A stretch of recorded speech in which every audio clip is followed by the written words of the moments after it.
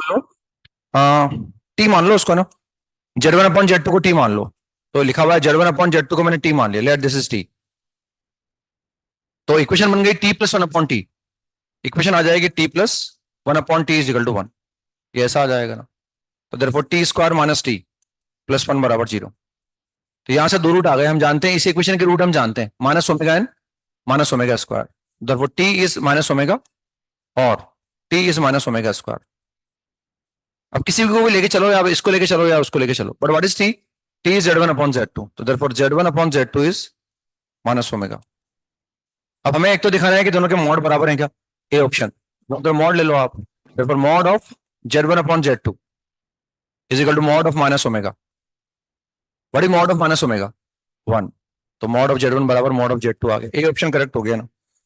अब दिखाना है कि origin Z1 Z2 are the vertices of equilateral triangle, ये मुझे दिखाना है। तो जरूरी नहीं मैं यहां से वहां से भी मॉड बना जाएगा, मतलब जो चीजें मैं यहां से ऑब्जर्व कर रहा हूँ ना, मैं वहां से भी ऑब्जर्व कर सकता हूँ ना। तो एक तो मैंने मॉड दिखा दिया 1 के बराबर है। अब इसमें देखो हम ऐसा बोल सकते हैं कि this is Z1/Z2 is equal to -ω, मतलब ओमेगा को मैं कुछ भी मान सकता हूँ। तो -ω को मैं ऐसा बोल सकता हूँ, this is E1/2 minus i√3/2। मैंने ऐसा बोल दिया। मैं ऐसा भी बोल सकता हूँ 1/2 प्लस i√3/2, वो वहां से आ जाएगा। देखो आप, यहां मैंने ओमेगा को बोला है -½ प्लस i√3/2, तो वो कितना हो, -½ माइनस i√3/2। तो मैंने ऐसे लिख दिया, वो किसी को भी बोल सकते हैं ना, समझ रहे मेरी बात? ऐसे लिख। अब इसको मैंने ऐसे लिखा, दिस इज 2 × e⁻⁴ -π/3। 2 नहीं 1, मॉड तो बना जाएगा ना इसका, कि मैंने इसको ऐसे लिख दिया ना, इसको यूलर फॉर्म में लिख दिया मैंने ना। अब हमें दिखाना है कि ये तीनों पॉइंट, एक तो ओरिजिन, एक Z1 Z2 are the vertices of equilateral triangle. तो यहाँ नेगेटिव एंगल आ रहा है ना, मैंने इसको लिख दिया Z2 इज इक्वल टू, मैंने इसको लिखा Z2 is equal to Z1 into e⁻⁴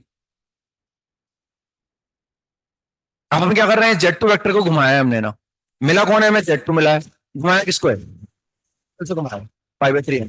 तो हम देखते हैं भाई, हमें पता है Z1 और Z2 का मॉड बराबर है, ये हमने पहले ऑप्शन में दिखाई दिया। मैंने मान लिया हमारे पास Z1 ही है ना, तो ये लंबाई जोड़ के है, पता नहीं हमने R मान लिया, मॉड तो पता नहीं कितना है, लेकिन हमें पता है Z1 और Z2 का मॉड बराबर है। अब इस वेक्टर को घुमा दो आप, कितना एंगल से घुमाओ, π/3 एंगल से घुमा दो, तो मुझे क्या मिलेगा, Z2 मिलेगा ना, क्योंकि यहाँ किसी से डिवाइड नहीं कर रखा, मतलब दोनों के मॉड बराबर है। और तब ये Z2 का मॉड और Z1 का मॉड बराबर, तो ये मैंने π/3 एंगल से घुमा दिया। लेट दिस एंगल इज π/3, तो this point will come out to be Z2। Z2 आ गया, ठीक है ना। अब हम देख रहे हैं ये एंगल, ये लेंथ बराबर है, और ये ओरिजिन Z1 Z2, क्या ट्राइंगल इक्विलेटरल बन रहा है? यस, क्योंकि ये एंगल 60 डिग्री है, दोनों लेंथ बराबर है, तो 60 आ गए, तो ट्राइंगल इक्विलेटरल भी आ गया। अब आते हैं नेक्स्ट वाले ऑप्शन पर, हमें वो एंगल चाहिए कि उसका एंगल का मॉड π/3 आ रहा है। तो बेसिकली क्या, एक तो Z1 वेक्टर बना दो आप, तो ये बना दिया मैंने Z1 वेक्टर। एक कौन सा बनाओ, नीचे कौन सा है, Z1 माइनस Z2, तो ये बना दिया मैंने Z1 minus Z2।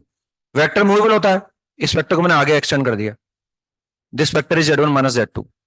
Z1 vector को मैंने आगे एक्सटेंड कर दिया, ये एंगल कितना है, दिस इज 60। तो उन दोनों वेक्टर के बीच में एंगल 60 डिग्री का है ना। मॉड इसलिए लगा रखा है क्योंकि Z2 यहां भी हो सकता है और Z1 वहां हो सकता है। अगर वो वाला लूंगा -ω² लूंगा तो, समझ रहे हैं, इसलिए मॉड लगा रखा है उन्होंने कि वो π/3 पे आ सकता है। ये समझ में नहीं आया, π/3 पे आ सकता है, -π/3 पे आ सकता है। अच्छा सवाल है, मतलब ये है ना, मतलब इवन एडवांस में भी आ सकता है।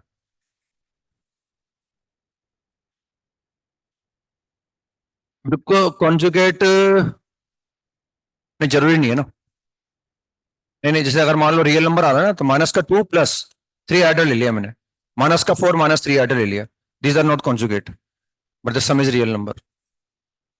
तो अगर कॉन्जुगेट है तो सम रियल नंबर आएगा, सम रियल नंबर आ रहा है, जरूरी नहीं कॉन्जुगेट हो, दीज आर नॉट कॉन्जुगेट। 5 में को डाउट हो, क्वेश्चन नंबर 5 में को डाउट, 6 में को डाउट, 7 में को डाउट, 8 में को डाउट, हो गया बताना 8। तो अब कॉम्प्लेक्स नंबर की शीट पर आ जाते हैं अपने ना। तो इसमें हम पहले एक्सरसाइज 3 कर लेते हैं डिस्कस, है ना, पहले एक्सरसाइज 3 कर लेते हैं, हालांकि एक्सरसाइज में सवाल भी कम बचे हैं, उनमें चाहेंगे टाइम बचे उनको भी कर लेंगे डिस्कस। तो एक्सरसाइज 3 के पार्ट 1 से करते हैं शुरू, है ना। 10 तक हम कर चुके थे शायद, है ना। 10 के बाद क्वेश्चन नंबर 11 पर आ गए अपन। 11 में को डाउट हो, क्वेश्चन नंबर 11 में को डाउट, 12 में को डाउट, 13 में को डाउट, क्वेश्चन नंबर 13, 13 के बाद 14 में को डाउट हो, ये वही सवाल है जो मैंने कराया था क्लास में, वो उसमें स्क्वायर नहीं था, यहाँ स्क्वायर है, वहां कंडीशन दोबारा आया, मतलब जेई में वो भी एडवांस में आया हुआ था, ये दोबारा फिर एडवांस में आया है ना, पर इसमें ये दे रखा है तीनों डिस्टिंक्ट है, और वही बनेगा हाफ ए माइनस बी का होल स्क्वायर, बी माइनस सी का होल स्क्वायर, या कंसेक्यूटिव लेने पड़ेंगे अपने को ना, ए को 1 बी को 2 कंसेक्यूटिव मान लो ताकि वो कम से कम आ जाएगा ना। 15 में को डाउट हो, 16 में को डाउट, मतलब आपने किया हो और वो डाउट आया तो वो पूछ सकते हैं आप, है ना, क्योंकि अपन इसीलिए आए हैं ना, पर नहीं किया हो तो फिर कोई मतलब ही नहीं है ना, किया हो और कोई डाउट आया हो तो वो पूछ सकते हैं आप, अपन इसीलिए यहाँ आए हैं ना, डिस्कस करने के लिए। 16 में को डाउट हो, 16 में को डाउट, 17 में को डाउट, क्वेश्चन नंबर 17 में को डाउट, 18 में को डाउट, 18 हम कर चुके थे, 18, 18 शायद नहीं करा था हमने ना, 18 में को डाउट हो, 19 में को डाउट, 19 शायद कर लिया था, दिया था शायद करने के लिए ना, हाँ 20 में को डाउट, 20 तो मैंने क्लास में भी कराया था शायद आपको, 21 में को डाउट, क्वेश्चन नंबर 21 में को डाउट, 21 में थोड़ा ट्रिकी सवाल है, मतलब वो उसमें थोड़ा सा सोचना पड़ेगा, डेटा बड़ा इनकन्वीनियंट सा लग रहा है, ऑप्शन देख के डर लग रहा है कि बड़ा अजीब गरीब है, मॉड कैसे निकालूंगा, ये मॉड कैसे आ जाएगा, मतलब है ना, थोड़ा वो मतलब कल्पना करने से डर लग रहा है ना कि कैसे आ जाएगा। तो उसमें ये सिस्टमेटिकली उन्होंने दे रखा है कि भाई जेड बार उसका कॉन्जुगेट है, और ये जो कॉम्प्लेक्स नंबर है ना, इसके रियल और इमेजरी पार्ट दोनों इंटीजर्स हैं, ये हमें दे रखा है ना। एक तो हमारे पास क्या है, एक तो हमारे पास है जेड स्क्वायर, जेड बार का होल स्क्वायर, एक हमारे पास जेड बार का होल स्क्वायर है, और एक 1 अपॉन जेड स्क्वायर है। ये जो भी कॉम्प्लेक्स नंबर आएगा ना, इसका रियल पार्ट इंटीजर आएगा, और इसका इमेजरी पार्ट भी इंटीजर आएगा, ये हमें दे रखा है उन्होंने। अब या तो मैं जेड को एक्स प्लस आइटा वाई मान के सोल्व करूं तो बड़ी दिक्कत आएगी मुझे ना, है ना, काफी इनकन्वीनियंट सा रहेगा। तो हम क्या करते हैं, जेड को मान लेते हैं, let z is equal to r e raised to power iota theta, ये मैंने मान लिया ना। तो हमने पहले इस कॉम्प्लेक्स नंबर इसको मैंने डब्ल्यू मान लिया, और हमें दे रखा है कि डब्ल्यू का रियल पार्ट और डब्ल्यू का इमेजरी पार्ट दोनों क्या है, इंटीजर्स हैं, ये हमें दे रखा है ना। और हमें क्या निकालना है, मॉड ऑफ जेड निकालना है, मतलब की वैल्यू निकालनी है, इन ऑप्शन में से आर किसके बराबर होगा ये मुझे निकालना है। तो पहले क्या करो, इस डब्ल्यू को कैलकुलेट कर लो, what is z bar, z bar is r e raised to power minus iota theta whole square, और 1/z कितना हो गया, 1/z हो गया 1/r e raised to power minus iota theta, ये 1/z हो गया, इसका होल स्क्वायर कर दो आप, 1/z ये हुआ ना भाई, वो आर तो नीचे रह गया, उसको ऊपर लेके आ गए अपन, तो this is r square and plus 1/r square e raised to power minus का आइटा 2 थीटा, ये ऐसा हो गया ना। ठीक है ना, अब हमें इसका रियल पार्ट निकालना है, वो इंटीजर है, इसका मुझे इमेजरी पार्ट निकालना है, वो इंटीजर है। अब ये कैसे लिखा हुआ है, ये देखो ऐसे लिखा हुआ है, ये कैसे लिखा हुआ है, कॉस ऑफ 2 थीटा, ये लिखा हुआ है cos of 2 theta plus iota minus का साइन 2 थीटा, ऐसे लिखा है ना। अब इसका रियल पार्ट निकाल लो आप, what is the real part of this complex number, r square plus 1/r square into cos of 2 theta.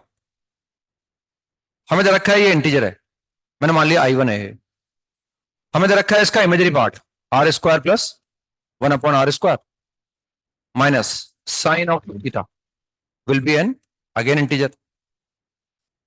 तो अगर ये पूरा एक्सप्रेशन इंटीजर है तो क्या ये भी इंटीजर होगा, -i2 बोल दो उसको, -i2 को मैंने i3 मान लिया, मान लो ना, समझ में आ गया ना, मैंने से बोल दिया इंटीजर। अब हमें करना क्या है, हमें आर निकालना है, ये गड़बड़, ये इंटीजर, ये वैल्यू एक इंटीजर है, ये वैल्यू एक इंटीजर, ये हमें दे रखा है, हमें आर निकालना है। तो सबसे पहले थीटा गायब करो, स्क्वायरिंग करके जोड़ दो, है ना। तो स्क्वायरिंग करके जोड़ने पर क्या आ गया, r to the power r square plus 1/r square का होल स्क्वायर, और इंटीजर का स्क्वायर क्या आएगा, इंटीजर, इंटीजर का स्क्वायर, इंटीजर प्लस इंटीजर, तो ये एक इंटीजर आ गया भाई आई। अब हमारे पास बस यही जानकारी है कि ये इंटीजर है, अब मुझे आर निकालना है ना। तो ध्यान से देखें, इसको मैंने ऐसे लिखा, r to the power 4 plus 1/r to the power 4 plus का 2 बराबर इंटीजर। अब देखो, अगर ये सम इंटीजर के बराबर है ना, तो ये तो खुद इंटीजर ही थी, यानी this has to be integer, इसको इंटीजर होना पड़ेगा, नहीं तभी जाके वो इंटीजर आएगा। इसका मतलब हमारे पास ये जानकारी होगी कि r to the power 4 plus 1/r to the power 4 must be an integer, must be an integer, ये ऐसा आएगा। अब ऑप्शन चेक करने पड़ेंगे मुझे, वरना वैल्यू तो कैसे निकालूंगा मैं यहाँ से। अब हमें मोड देखना पड़ेगा, मान लो मैंने ए ऑप्शन लिया, ए ऑप्शन में क्या है, आर का मतलब मोड जेड, वो आर की वैल्यू दे रखी है, मतलब मैंने ए ऑप्शन में मैंने मान लिया कि पता नहीं मुझे ए सही है गलत है, हालांकि आपको लग रहा होगा आंसर ए दे रखा है इसलिए आप ए ले रहे हो, ऑब्वियस बात हो सकता है मैं इसलिए ले रहा हूँ, मुझे चेक करके बताना कौन सा ट्रू, हम ऑप्शन करेक्ट है जिससे कि ये वैल्यू क्या आ जाएगी, इंटीजर आ जाएगी ना। तो अब हमने आर ले लिया, हमारे पास ए ऑप्शन में था, तो 43 प्लस 3 इंटू 205 अपॉन कितना दिया हुआ है, दैट इज इक्वल टू 2। तो ये हमने मान लिया भाई आर की वैल्यू ये है। अब लेकिन ये आंसर कब होगा, तब आर को ऐसा लेने पर ये वैल्यू क्या आ जाए, इंटीजर आ जाए ना। तो ये आर टू द पावर 4 आ गया हमारे पास, ये आर टू द पावर 4 आ गया। अब हमें क्या चाहिए, 1 upon r to the power 4। तो 1 upon r to the power 4 is reciprocal of this. तो रेसिप्रोकल क्या हो गया, 2 अपॉन 43 प्लस का 3 इंटू 205, ये ऐसा आ जाएगा। अब ये मुझे कैलकुलेट करना है, फिर इन दोनों को जोड़ना है मुझे और चेक करना है इंटीजर आ रहा है क्या। तो इसको रेशनलाइज कर दो, 43 माइनस 3 इंटू 205, ये ऐसा आ जाएगा ना। तो ये यहाँ भी आ जाएगा 43 माइनस 3 इंटू 205। तो नीचे ए प्लस बी इंटू ए माइनस बी लगा दूंगा और दोनों को जोड़ दूंगा तो इंटीजर आ जाता है। अब तो जोड़ सकते हैं ना, ये मल्टीप्लाई कर दूंगा ए स्क्वायर माइनस बी स्क्वायर, दोनों को जोड़ दूं, जोड़ना भी आसान रहेगा क्योंकि इनका डिनोमिनेटर अच्छा है ना। जिसे जोड़ेंगे न्यूमरेटर अच्छा है, एक पॉजिटिव आ रहा है एक में नेगेटिव आ रहा है, जोड़ते ही इंटीजर आ जाता है ना। Therefore this is acceptable answer. बाकी भी चेक कर सकते हैं चाहे तो मल्टीपल के लिए ना, वो तो ऊपर लिखा हुआ आता है सिंगल चॉइस करेक्ट है मल्टीपल करेक्ट है। मल्टीपल करेक्ट होगा तो एक और चेक करूंगा, है ना। नहीं, सिंगल में होगा तो भाई एक आ गया आंसर, बाकी चेक ही नहीं करूंगा मैं, वरना चेक कर सकते हैं बाकी से इंटीजर नहीं आता होगा ना। इसके बाद हम आगे एक्सरसाइज 3 के पार्ट 2 कुछ डिस्कस किए क्या हमने पहले, अ, एक भी डिस्कस नहीं किया, दे रखे थे लेकिन मैंने डिस्कस नहीं किया। फर्स्ट में को डाउट हो, सेकंड में को डाउट हो, सेकंड में को डाउट, वो करेक्शन कराया था मैंने सेकंड में शायद, है ना। कुछ जो करेक्शन था वो मैंने कराया था, है ना। थर्ड में को डाउट, 4 में को डाउट, 5 में को डाउट, 6 में 5 में डाउट है, 6 में को डाउट, 7 में को डाउट, 8 में को डाउट, 9 में को डाउट। 9 के आंसर में करेक्शन है, करेक्ट आंसर इज 4। 9 के आंसर में करेक्शन है, करेक्ट आंसर 4 आएगा इसका ना। शायद बी दे रखा है ना, 2 दे रखा है आपको, तो 2 की जगह 4 आएगा करेक्ट आंसर। 9 में करेक्शन है, करेक्ट आंसर इज 4, मतलब एन बराबर छोटी आएगा और real part of Z is -10 आ जाएगा। मतलब उसमें कुछ नहीं करना हमें, हमें उस जेड का इमेजरी पार्ट निकाल के 10 के बराबर रखना है, अपने आप एन आ जाएगा हमारे पास। जेड का इमेजरी पार्ट निकाल के हमें 10 के बराबर इक्वेट करना है उसको। तो जेड हमें दे रखा है उन्होंने, उन्होंने दे रखा है 2z minus n, 2z minus n upon 2z plus n, इधर रखा है 2z plus n is equal to कितना दे रखा है, 2 आयोटा -1, -1 प्लस 2 आयोटा कर देता हूँ उसको मैंने, ऐसे लिख दिया मैंने इसको। अब हमें जेड का इमेजरी पार्ट दे रखा है, तो जेड का इमेजरी पार्ट निकाल के 10 के बराबर इक्वेट करूंगा मैं।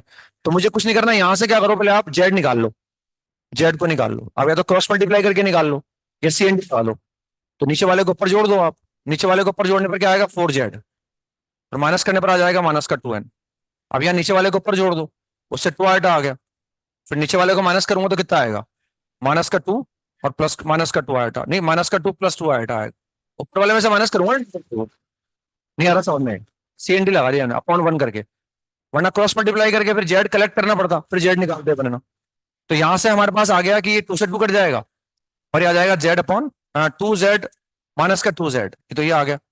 यहां से 2 को कैंसिल कर दो आप, तो what we get, iota -1 minus iota, minus sine मैंने बाहर निकाल लिया, इस माइनस साइन को इस माइनस साइन से हटा दो,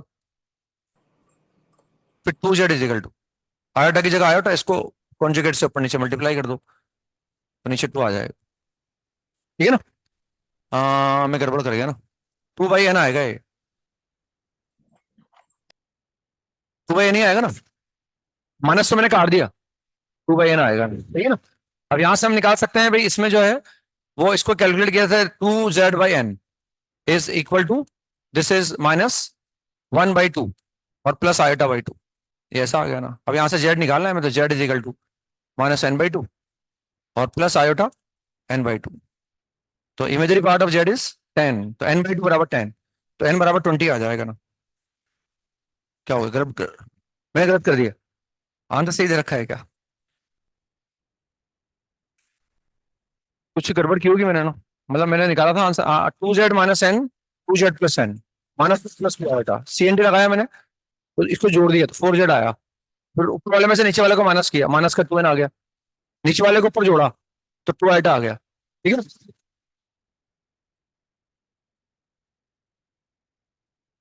4 आ जाएगा, दिस इज 4, दिस इज 4,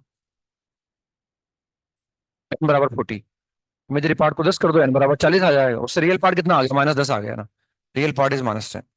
तो आंसर में करेक्शन था मतलब ना। 10 में को डाउट हो, 11 में को डाउट, 11 में को डाउट, अल्फा की वैल्यू 1 आ जाती है और बी ए बराबर 1 आ जाता है, बी बराबर 10 1 आ जाता है ना।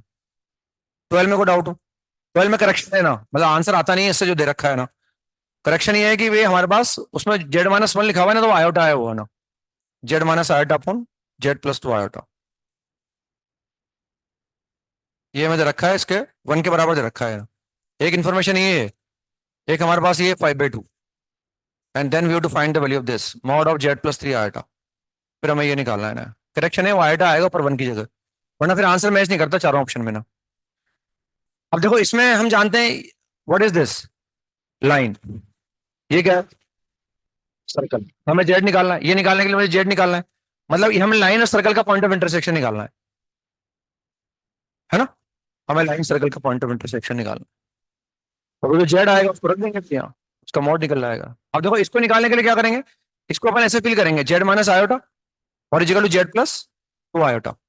ये लाइन निकालना आसान है हमारे लिए, बेसिकली ये परपेंडिकुलर बाइसेक्टर बराबर निकल रहा है। इसमें एक तो आयोटा है हमारे पास है, एक तो आयोटा हमारे पास है, और एक क्या है -2 आयोटा।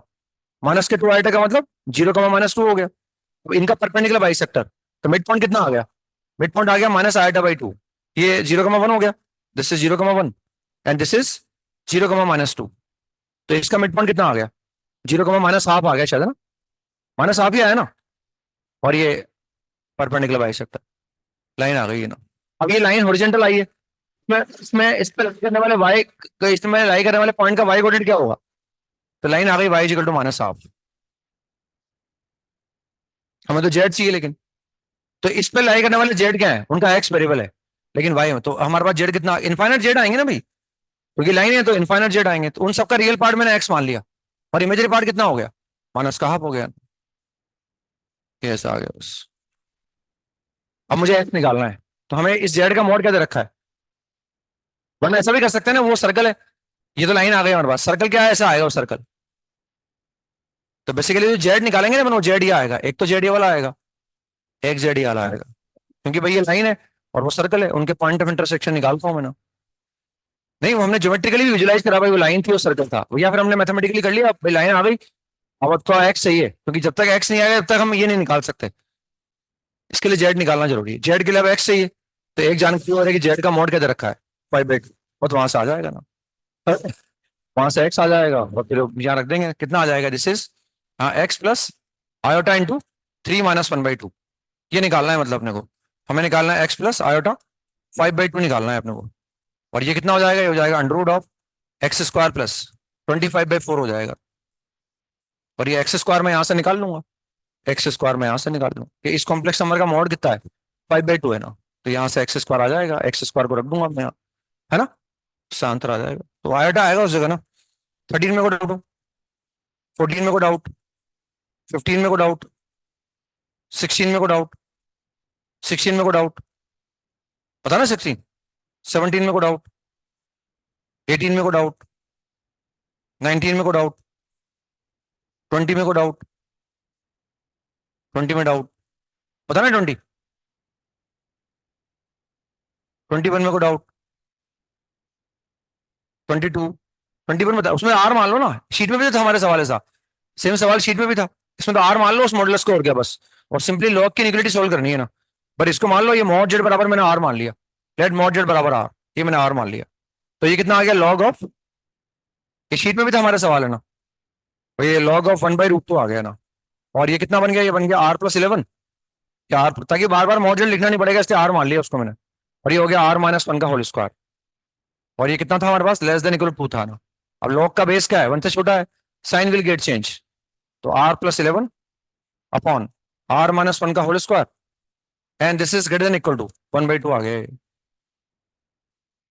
मतलब क्रॉस मल्टीप्लाई कर दो, और याद रखो कि r ≠ 1 है, ये याद रखना पड़ेगा ना भाई, अब तो कर सकते हैं ना क्रॉस मल्टीप्लाई, ये पॉजिटिव है और ये भी पॉजिटिव क्रॉस मल्टीप्लाई, लेकिन आगे लिखना पड़ेगा r ≠ 1, करते हैं ना सब, आर, बस इसको क्रॉस मल्टीप्लाई कर दो, तो 2r प्लस का 22 > r² - 2r और +1, और यहाँ लिख दिया r ≠ 1, गलती से मान लो सोल्व करने पर r बराबर 1 आ गया, तो वो एक्सेप्ट नहीं करेंगे बने ना, अब इसमें इंटरचेंज कर लो बस आप, तो ये r² माइनस का 4r माइनस का 21 लेस देन इक्वल टू 0। तो r minus 7 into r plus 3 less than equal to 0। तो उससे आगे r less than equal to 7 greater than equal to minus 3। What is r इज mod z less than equal to 7 greater than equal to 0। क्योंकि minus 3 से बड़ा तो होगा ही होगा ना भाई वो, तो ग्रेटर देन इक्वल टू 0 आ गया वो। ठीक है ना। तो अब इसमें क्या पूछा है हमसे, हमसे पूछा है largest value mod z, 7 is the answer, answer is 7। ठीक है ना, ऐसे सिंपल था सवाल है, तो मतलब सीट में भी था ऐसा सवाल अपने एक है ना। इसके बाद नेक्स्ट 22 में को डाउट हो, 22, 23, 24, 23 बताना है, 23, 24, 23 तो शीट में भी था ना हमारे, वो भी जेई मेन में आया हुआ था, वो ए ट्रिपल में आया हुआ था पहले ना। एक्सरसाइज 1 का पार्ट 3 C3 सेम सवाल है ना, जो 23 है वो सेम सवाल है। एक्सरसाइज 1 का पार्ट 3 क्वेश्चन नंबर 23, वहां भी ऐसे ए और बी की फॉर्मेट में पूछा था उन्होंने ना। वो तो इक्विलेटरल ट्राइंगल के वर्टेक्स से तो फॉर्मुला रट रखा है हमने, Z1 square Z2 square Z3 square minus Z1 Z2 minus का Z2 Z3 माइनस का Z3 Z1 बराबर 0। एक ओरिजिन है, एक Z1 Z2 है, तो Z1 प्लस Z2 मिल गया मुझे, Z1 Z2 मिल गया, फटाफट एक ही वैल्यू आ गई ना। 24 में को डाउट हो, 25 में को डाउट, 26 में को डाउट, 27 में को डाउट, 28 में को डाउट, 29 में को डाउट, 30 में को डाउट, क्वेश्चन नंबर 30 में को डाउट, 30 बताना है। 30 के बाद 31 में को डाउट, 32 में को डाउट, 33 में को डाउट, 34 में को डाउट, 34, 34 में सर्कल का सवाल ज्यादा है, कॉम्प्लेक्स नंबर का सवाल कम है ना। बस इसको पढ़ने में भी डर लग रहा है, तो थोड़ा लंबा, लैंग्वेज लंबी है ना, बड़ी बड़ी लैंग्वेज लिखी हुई है ना। उसमें लिखा हुआ है 3 पॉइंट हमारे पास है, एक सर्कल है जो इन 3 पॉइंट से पास हो रहा है। एक Z1 दे रखा है, एक Z2 दे रखा है और एक Z3 दे रखा है ना। तो Z1 तो क्या है 3,4 आयटा है ना, 3,4, 3,4 आयटा का पॉइंट हो गया 3,4, तो ये 3,4 आ गया ना। ये Z1 पॉइंट है, इसको 3,4 बोल रहे हैं बनना, 3 + 4 आयटा। फिर एक पॉइंट दे रखा है उन्होंने 4,3, वो Z2 बोल रखा है, तो ये 4 Z2 हो गया, 4,3, ये Z2 हो गया 4,3।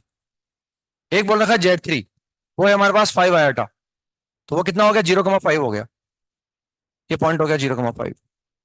अब वो बोल रहे हैं ये तीनों, एक सर्कल इन तीनों पॉइंट से पास हो रहा है। फिर उस सर्कल की सर्कमफ्रेंस पर एक पॉइंट जेड और है ना, वो जेड में निकालना है ना। तो वो जेड तब निकलेगा, और वो जेड कैसे निकालेंगे, उन्होंने दे रखा है इन तीनों से सर्कल पास हो रहा है, तो जो जेड है ना, वो Z1 और जेड जो लाइन है वो सर्कल को कट कर रही है, और वो Z1 जेड जो लाइन है वो Z2 Z3 के परपेंडिकुलर है, ऐसा उन्होंने लिख रखा है। देखो सवाल तो पढ़ा होगा ना आपने, मतलब जेड सर्कल पे लाई कर रहा है, z is lying on the circle, और वैसे है कि जेड वन और जेड को मैं मिलाऊंगा तो वो लाइन सर्कल को काटेगी, एक तो Z1 पर काटेगी क्योंकि Z1 भी सर्कल पर, एक जेड पर काटेगी। लेकिन वो जो लाइन वो जेड कैसे निकालूंगा, तो उसके लिए रखा है Z1 जेड जो लाइन है वो Z2 Z3 के परपेंडिकुलर है, तो मुझे सर्कल और उस Z1 जेड लाइन का पॉइंट ऑफ इंटरसेक्शन निकालना पड़ेगा। उसके लिए मुझे सर्कल चाहिए पहले तो। अब सर्कल निकालने के लिए क्या करें, हमें इन 3 पॉइंट से पास वाला सर्कल निकालना आता है।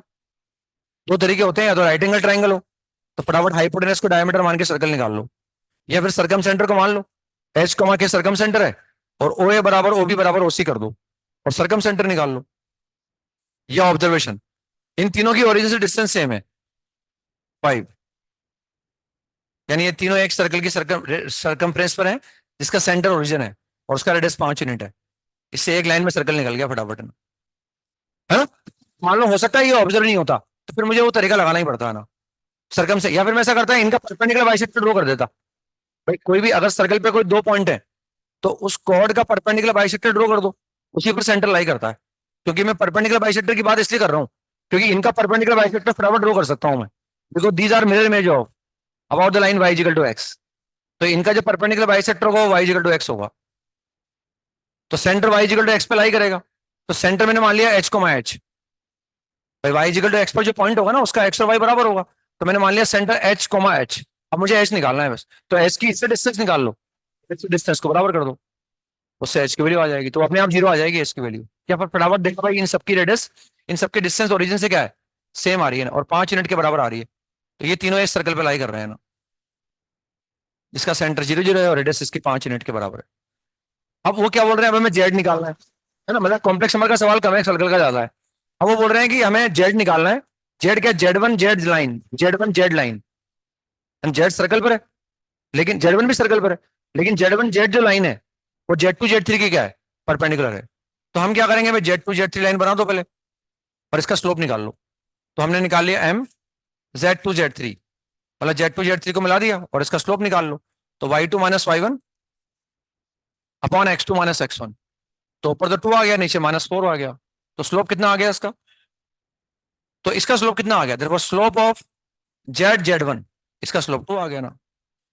अब हम कह रहे हैं हम यहां से एक लाइन ड्रॉ करेंगे Z1 से, और वो इसके लाइन के परपेंडिकुलर होगी, वो सर्कल को जहां कट करेगी वो पॉइंट जेड होगा ना, ये पॉइंट हमें निकालना है। तो इसको निकालने के लिए हम इस लाइन को, सर्कल को सोल्व कर लेंगे। सर्कल का इक्वेशन मालूम पड़ेगी आपने को, सर्कल का इक्वेशन है x² + y² बराबर 25, क्योंकि सेंटर 0 0 आ गया था, रेडियस 5 आ गई थी हमारा। अब हमें लाइन निकालनी, ये लाइन कहां से पास हो रही है, यहाँ से। स्लोप क्या है इसका, 2 के बराबर। तो equation of line is y minus y1 slope into x minus x1। ये Z1 जेड लाइन आ गई हमारे पास, मतलब इसको लिख दो y equal to 2 into 2x minus 2। अब ये लाइन का और सर्कल का पॉइंट ऑफ इंटरसेक्शन निकालना है। हमें पहले से पता है कि जब मैं इस लाइन को, सर्कल को सोल्व करूंगा, तो जो एक्स में क्वालिटी बनेगी, उस क्वालिटी का एक रूट क्या आएगा, x बराबर 3 आएगा। दिमाग भी कम लगाना पड़ेगा अपने को ना, क्योंकि ये तो आएगा नहीं, ये तो पॉइंट ऑफ इंटरसेक्शन आएगा ही आएगा ना। कर लेंगे अब तो, है ना। और जो क्वालिटी यहाँ से निकाल के रखना है, क्वालिटी बनेगी, उसका फैक्टर, एक फैक्टर x-3 है, तो दूसरा फैक्टर अपने आप मालूम पड़ जाएगा। तो उसमें x आ जाएगा, जेड का x आ गया, उस x को यहाँ रख दिया, y आ गया, तो पूरा जेड आ गया। अब तो आर्ग्यूमेंट निकाल ही सकते हैं फिर तो अपने, ठीक है ना। तो सर्कल का सवाल ज्यादा था ये ना। इसके बाद नेक्स्ट हम आ गए 35 पर आ गए। 35 में को डाउट हो, 36 में को डाउट हो, 37 में को डाउट हो, 37 में को डाउट, 38 में को डाउट, 38 में को डाउट, 39 में को डाउट, 40 में को डाउट। 40 में क्या है, वो बोनस का मतलब ये है कि इसमें आंसर इनफाइनाइट आ जाते हैं ना, एन की इनफाइनाइट वैल्यू आएंगी, जिसके लिए कि ए और बी का इंटरसेक्शन 5 आ जाए ना, एस एन और टी एन का इंटरसेक्शन 5 आ जाए, और वो इनफाइनाइट ऑप्शन में नहीं था ना, इसलिए वो बोनस की बात कर रहे हैं बने ना, है ना। बताना क्या करके, मतलब उसमें दोनों सर्कल है वो, और हम चाहते हैं उनका इंटरसेक्शन 5 आए, मतलब दोनों सर्कल कट नहीं करने चाहिए ना। सर्कल ही तो है दोनों, एक का रेडियस n/4 है और एक का रेडियस 1/n है, उसमें n नेचुरल नंबर हमारे पास है, और हम चाह रहे हैं भाई उनका कोई पॉइंट ऑफ इंटरसेक्शन नहीं आए, मतलब वो कट नहीं करने चाहिए ना। मतलब हम चाहते हैं C1 C2 जो है, अब दोनों सर्कल कट कब नहीं करेंगे, या तो ऐसा हो जाए भाई, ये completely apart from each other हो गए, number of common tangents are 4, 2 common and 2 direct and 2 transverse, 4 common tangent आ गई इनके। या फिर ऐसा हो जाए C1 C2 is less than R, एक सर्कल दूसरे के अंदर आ जाए ना। तो यहां से तो n की 4 ही वैल्यू आती है, यहां से n की इनफाइनाइट वैल्यू आ जाएंगे ना, इसलिए ऑप्शन में इनफाइनाइट नहीं है, इसलिए वो उसको बोनस, देखिए यहां से निकालेंगे ना, C1 C2 कितना आ रहा है, √2 आ रहा है C1 C2, और ये n का आ रहा है n/4, और ये आ रहा है 1/n। सेंटर तो पता है ना दोनों के अपने को, इसमें डिस्टेंस होना लगा दिया। इसको सोल्व करूंगा ना मैं, तो इसको सोल्व करने पर आ जाएगा हमारे पास, this is n² n+4 upon 4n is less than √2, ये ऐसा आ जाएगा ना। तो ये आ जाएगा n² माइनस का 4n√2 n+4 लेस देन 0। अब यहाँ से n नेचुरल नंबर है हमारे पास, तो इसके फैक्टर वगैरह करने पड़ेंगे, तो इसमें आ जाएगा n-2√2 का होल स्क्वायर। अब ये +4 आएगा ना ये, और हमें क्या चाहिए, नहीं ये तो पूरा परफेक्ट स्क्वायर बन गया, नहीं नहीं ये 8 आएगा, सॉरी 8 आएगा ना, क्योंकि ये माइनस का 4√2 था ना, तो ये 2√2 ही आएगा यहाँ पर। अब ये प्लस का 8 आया, हमें प्लस का 4 चाहिए, तो माइनस का क्या करें, माइनस का 4 कर दो आप, तो +8 से -4 से +4 आ गया ना। अब इसमें फैक्टर करना आसान हो गया ना, तो ये कितना आ गया, n-2√2, n+2, और एक आ जाएगा n-2√2 -2। तो 2 क्रिटिकल पॉइंट आ गए हमारे पास। यहां से अगर मैं क्रिटिकल पॉइंट निकालूंगा तो कितना आएगा, n की वैल्यू कितनी आ जाएगी, 2√2 + 2, और यहां से कितना आएगा, 2√2 - 2, और ये लेस देन की बात कर रहे हैं तो आंसर बीच में आ जाएगा ना। तो इनके बीच में जो नेचुरल नंबर आएंगे वो 4 आ जाएंगे, 1 2 3 4, क्योंकि ये 2.828 है, 2.828, तो ये 0.8 समथिंग है मतलब, तो 0.8 से बड़ा चाहिए अपने को नेचुरल नंबर, तो 1 आएगा कम से कम है ना। और ये हमारे पास कितना है 2.828, तो ये 4.8 समथिंग, यानी 5 इंक्लूड नहीं होगा, 4 तक इंक्लूड होगा, तो 1 से लेकर 4। अब लेकिन जब ये सोल्व करेंगे ना अपन, ये वाला सोल्व करेंगे, इसमें इनफाइनाइट आ जाएंगे, कर लेंगे। ये इसलिए निकालना है बस उसका ना, और कैलकुलेट करना है। तो इनफाइनाइट वैल्यू आती है इनकी, इसलिए वो आंसर में नहीं है, इसलिए अपने को जो है वो बोनस डिक्लेयर। 41 में को डाउट हो बताना है, 41 के बाद 42 में को डाउट हो, 42 में को डाउट, 42 में तो देखो इसको सोल्व कर लो बस आप ना। तो हमने जेड को मान लिया x plus iota y, z को मान लिया एक्स प्लस आइटा वाई, और वी दे रखा है हमें, उस एक्सप्रेशन की मिनिमम वैल्यू वी नॉट है ना। तो वी बराबर आ गया हमारे पास, जेड को मैंने एक्स प्लस आइटा वाई माना, तो वो आ गया x square plus y square, ये आ जाएगा एक्स माइनस 3 का होल स्क्वायर और प्लस वाई स्क्वायर, फिर ये आ जाएगा हमारे पास x minus x square plus y minus 6 का होल स्क्वायर, ये ऐसा आ जाएगा, है ना। वो जो स्क्वायर लिखा हुआ है ऐसे लिख दिया मैंने। अब इससे मैनिपुलेट कर लो आप, तो दिस इज 3x स्क्वायर, 3 बार आया x square, 3y square minus 6x minus 12y and plus 36 plus 9 45, ऐसा आ गया। अब हमें दो काम करने हैं, एक तो इस एक्सप्रेशन की मिनिमम वैल्यू निकालनी है, और फिर ये भी पता लगाना है कि हमें जेड नॉट पता लगाना है, कि z naught is a point, z naught वो पॉइंट है जहां इसकी वैल्यू मिनिमम आएगी ना। मिनिमम वैल्यू भी attained at z is equal to z naught, यानी जेड, अब जेड का तो काम ही कर दिया हमने। जेड का मतलब एक्स प्लस वाई हो गया, वो एक्स कमा वाई हो गया, मतलब मुझे एक्स और वाई निकालना है जिस पर इसकी वैल्यू मिनिमम आएगी, तो मुझे जेड नॉट मिल जाएगा, और इसकी मुझे मिनिमम वैल्यू भी निकालनी है ना। ये दो काम करने हैं ना। तो ध्यान से देखो, हमने परफेक्ट स्क्वायर बना लिया, यहां से मैंने 3 कॉमन ले लिया, we get x square minus 2x plus 1 minus 1, ठीक है ना भाई। जो मैंने ऐड किया वो माइनस भी कर दिया तो मैंने, यहां से फिर 3 कॉमन ले लो आप, what we get y square minus 4, अब ये परफेक्ट स्क्वायर बन जाएगा, तो प्लस 4 माइनस 4 कर दो, प्लस 45 की जगह प्लस 45 है भाई। जो जोड़ रहा हूँ ना वो माइनस कर रहा हूँ हाथों हाथ में, फिर जो जोड़ दिया वो माइनस कर दिया। अब ये परफेक्ट स्क्वायर बन गया, 3 × x−1 का होल स्क्वायर, ये परफेक्ट स्क्वायर में काम आ गया, ये परफेक्ट स्क्वायर में काम आ जाएगा, 3 × y−2 का होल स्क्वायर। अब क्या बचा -3, ये तो -3 आया, फिर ये माइनस का 12, कितना हो गया, -3 -12 -15 और plus 45। Now what is the minimum value of this, 30। तो ये कम से कम कब आएगा, जब ये कम से कम आया, ये कम से कम, ये कम से कम क्या आ सकता है, 0, ये कम से कम क्या आ सकता है, 0। तो वी नॉट कितना हो गया, वी नॉट 30 हो गया, v naught is 30, v naught का मतलब इस एक्सप्रेशन की मिनिमम वैल्यू, और वो किस एक्स पर आ रही है और किस वाई पर आ रही है, एक्स बराबर 1 हो गया और वाई बराबर कितना हो गया, 2 हो गया। तो जो जेड नॉट है ना, वो जेड नॉट क्या हो गया, 1 + 2 आइटा हो गया वो, समझ में आ गया, इस जेड नोट हो गया। मतलब जेड नोट आने के बाद कोई दिक्कत नहीं, उसको रख दो तो जेड नोट को ना, और जेड नोट को रख के वो निकाल लेंगे, उस एक्सप्रेशन की वैल्यू निकाल सकते हैं अपन। जेड नोट आ गया, वी नोट आ गया हमारे पास, हो जाएगा अब तो ना। 43 में को डाउट हो, 43 में क्या आंसर मैच नहीं करता इसका, तो जो आ रहा है वो सही है आपके ना, क्योंकि आंसर मैच नहीं करेगा, जो दे रखा है वो मैच नहीं करता। तो कुछ करेक्शन है, लेकिन वो करेक्शन भी मतलब मैंने दिमाग नहीं लगाया क्या करेक्शन है, लेकिन जो लिखा हुआ है उससे आंसर मैच नहीं करता अपना, वो निकाल सकते हैं पर आंसर वो अलग बात है। वो शायद मैंने आइडिया करवा दिया था आपको ना, इसमें आइडिया मैंने करवा दिया था, ऐसा मुझे याद आ रहा है ना। तो उसमें हमें भाई एक बार हमें उसको प्योरली इमेजरी करना है और एक बार उसको प्योरली रियल करना है। तो इसमें हमारे पास आ गया 1 - आइटा साइन अल्फा अपॉन, और एक लिखा है 1 + 2 आइटा साइन अल्फा। अल्फा और बीटा हमें दे रखे हैं कि ये 0 से पाई से 2 पाई के बीच में है ना, अल्फा बीटा, और वो इस तरह से निकालना है कि ये प्योरली इमेजरी है। अब सेम एक्सप्रेशन बीटा में लिखा हुआ है, देखो आप, सेम एक्सप्रेशन बीटा में भी लिखा हुआ है, साइन है और वहां क्या है, कॉस है, बाकी सेम एक्सप्रेशन है। क्या करते हैं, इसके दोनों पार्ट निकल, इसको प्योरली रियल करना है, प्योरली उसको प्योरली रियल करना था आपने को, तो इसी को अपन रेशनलाइज कॉन्जुगेट से ऊपर नीचे मल्टीप्लाई कर देते हैं ना। तो मैंने मान लिया ये जेड है और इसको मैंने ऊपर नीचे मल्टीप्लाई कर दिया, तो what we get 1 - 2 iota sine alpha. तो ये मैंने नीचे भी लिख दिया इसको ना, 1 - 2 आइटा, 1 - 2 आइटा साइन अल्फा। तो ऊपर कितना आ गया, ऊपर आ गया हमारे पास, पहले वो देखते हैं इसमें आइटा नहीं आएगा, तो दैट इज माइनस का, इसमें आइटा नहीं आएगा, तो 1 और -2 साइन स्क्वायर अल्फा, सही है शायद है ना। अब जिसमें आयटा आएगा वो देख लेते हैं। तो आयटा मैंने कॉमन ले लिया, तो एक तो आयटा आएगा हमारे पास माइनस का साइन अल्फा, और एक आएगा माइनस का टू साइन अल्फा। सही है शायद, है ना? ये ऐसा आ जाएगा। नीचे तो कोई दिक्कत है ही नहीं अपने को, नीचे तो आ गया 1 + 4 साइन स्क्वायर अल्फा। अब हमें क्या करना है, पहले अल्फा एंगल निकालना है। अल्फा बीटा, अल्फा ही निकलेगा यहाँ से। अल्फा किसे निकाला भाई? दिस इज ओनली इधर, तो इसका रियल पार्ट क्या कर दो? जीरो को, तो रियल पार्ट जीरो कर दिया, तो 1 - 2 साइन स्क्वायर अल्फा बराबर zero. Therefore sine square alpha बराबर 1/2। देयरफॉर साइन अल्फा बराबर +- 1/√। अब अगर ये एंगल अल्फा पाई से 2 पाई में है ना, तो जब साइन अल्फा 1/√2 तो हो नहीं सकता, क्योंकि पाई से 2 पाई में साइन हमेशा नेगेटिव होता है।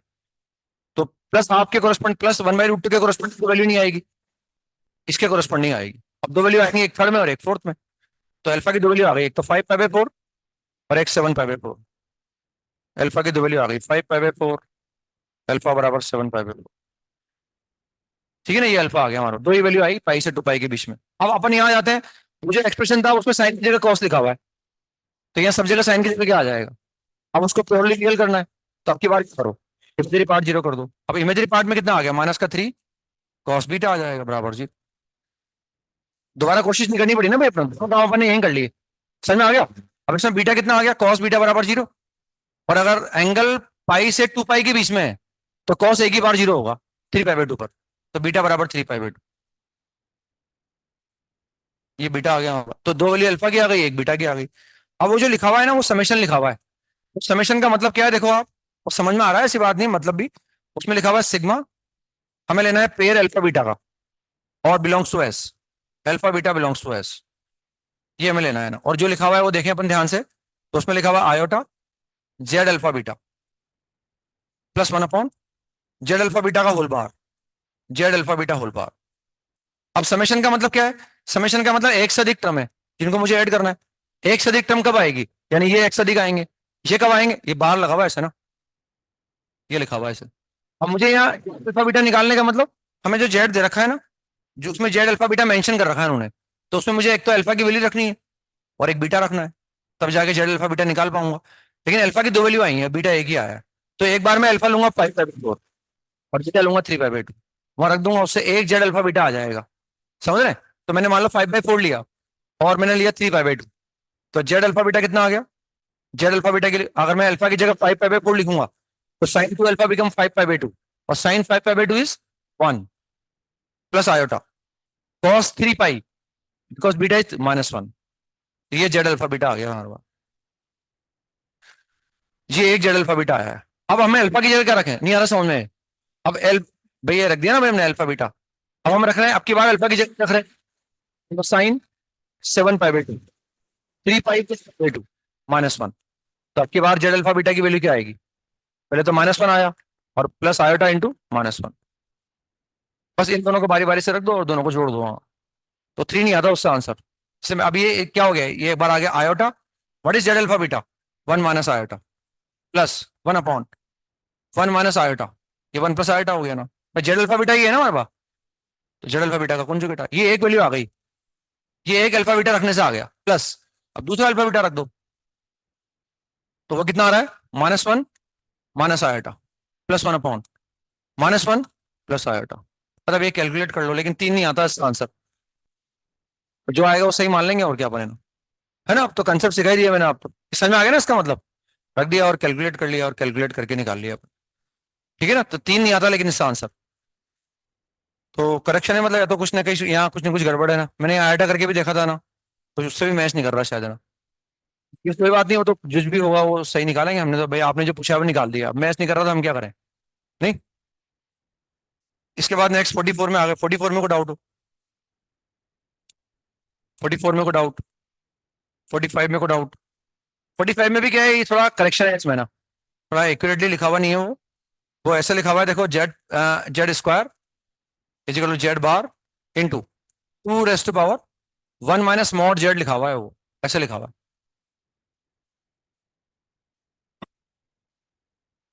अब जाके फिर हमें वो एन निकालना है ना। एक तो ये इन्फॉर्मेशन है, फिर एक इन्फॉर्मेशन ये z⁻n और z+1 होल पावर n, जहाँ n दिया हुआ है नेचुरल नंबर, और n की हमें लीस्ट वैल्यू निकालनी है, लीस्ट वैल्यू ऑफ n। तो पहले मैं यहाँ से कुछ जेड के बारे में सोचूंगा, फिर वहां रखूंगा, तब जाके फिर मैं निकाल पाऊंगा ना।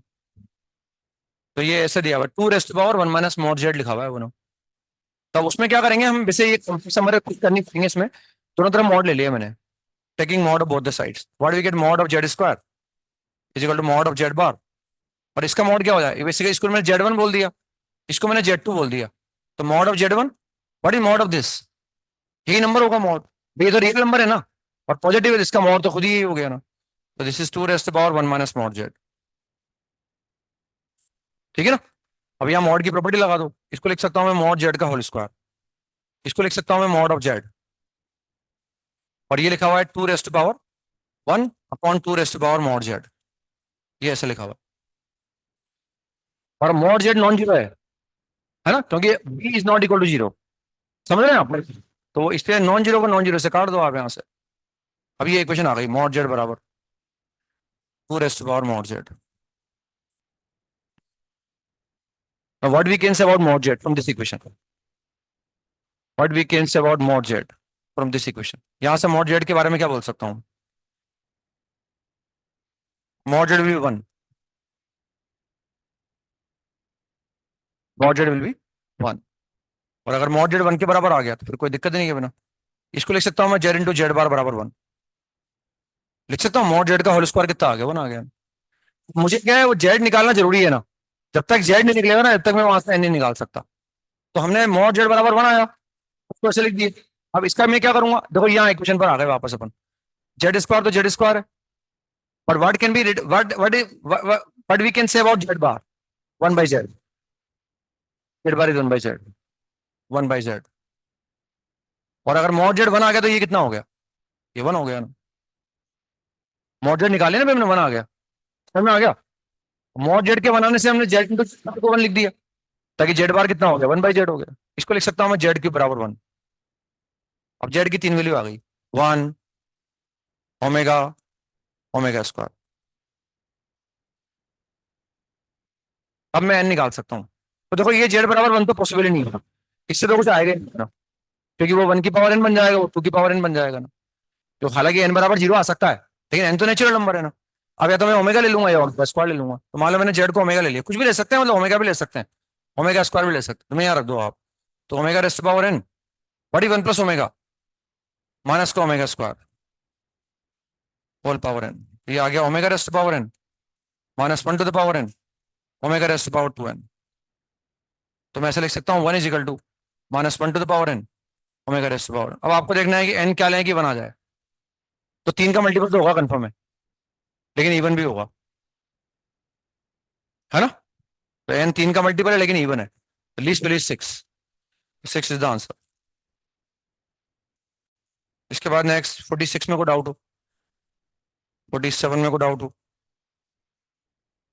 48 में को डाउट हो। 48 में ऑप्शन में करेक्शन कर लो और क्या है ना, मतलब आंसर बी और सी दे रखा है ना, तो बी वाले में चेंज कर लो।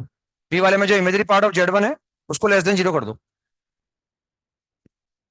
बी वाले में जो imagery part of Z one लिखा हुआ है ना, उसको लेस देन जीरो कर दो, क्योंकि वो जो इमेजरी पार्ट आएंगे वो अपोजिट साइन के आएंगे एक्चुअली ना, इमेजरी पार्ट अपोजिट साइन के आएंगे, क्योंकि ए और बी ऑप्शन दोनों सेम दे रखे हैं ना एक्चुअली, ए और बी दोनों सेम है, नहीं है क्या, ए और बी दोनों सेम है, तो आंसर बी और सी दे रखा है पीछे ना।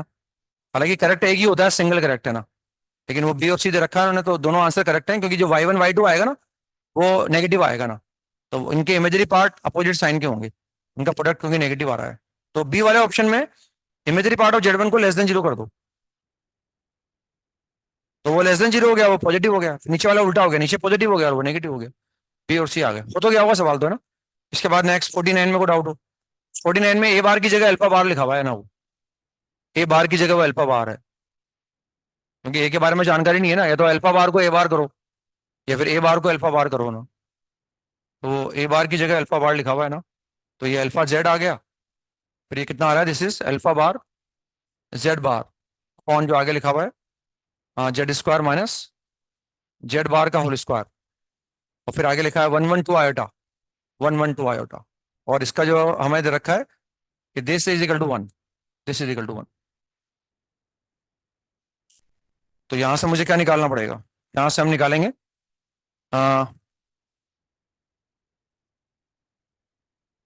हमें इसको और बी का इंटरसेक्शन निकालना है, मैं तो ना, क्योंकि जो हमारे पास जेड है वो लिखा हुआ है ना, उन्होंने जो सिग्मा मुझे निकालना है उसमें दिया हुआ है z is z is the element of a intersection b. तो ए का मतलब तो क्या है, यहाँ से कुछ एक्स पाई एक इक्वेशन यहाँ से आएगी और एक इक्वेशन उस सर्कल से आएगी, फिर उन दोनों को सोल्व करना पड़ेगा अपने को। सर्कल हमें दे रखा है ना, सर्कल में क्या लिखा है, मॉडुलस ऑफ जेड प्लस 3 आएगा बराबर 4 दे रखा है अपने को। ये सर्कल आ जाएगा x square plus y plus 3 का होल स्क्वायर बराबर 16। ये सर्कल आ जाएगा ना। अब यहाँ से हमें निकालना पड़ेगा ना, तो यहाँ से निकालने के लिए अल्फा तो दे रखा है अपने को, अल्फा बराबर है शायद 8 माइनस 14 आएगा, 8 माइनस 14 आएगा। अब मैं जेड को मान लेता हूँ, z is equal to x plus iota y, ये मैंने जेड को मान लिया। तो इससे एक्स पाई में एक इक्वेशन आएगी, फिर उसको उसको सोल्व करूंगा तो उससे कॉमन एक्स पाई आएंगे, उस कॉमन एक्स पाई से मुझे कॉमन जेड मिल जाएगा, एक्स तो रियल पार्ट बन जाएगा, वाई इमेजरी पार्ट बन जाएगा।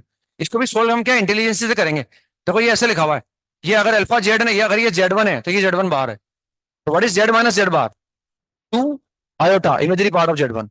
तो इसको लिखूंगा मैं 2 iota imagery part of alpha into Z. इसमें क्या फैक्टराइज कर लो देखो आप, क्योंकि पूरा जेड स्क्वायर लिखूंगा फिर जेड बार का स्क्वायर लिखूंगा, टाइम लगेगा। इसे फैक्टराइज कर लो। एक फैक्टर क्या आएगा, z z bar, what is z plus z bar, नहीं आ रहा समझ में। एक फैक्टर आया ना भाई, जेड प्लस जेड बार आ गया,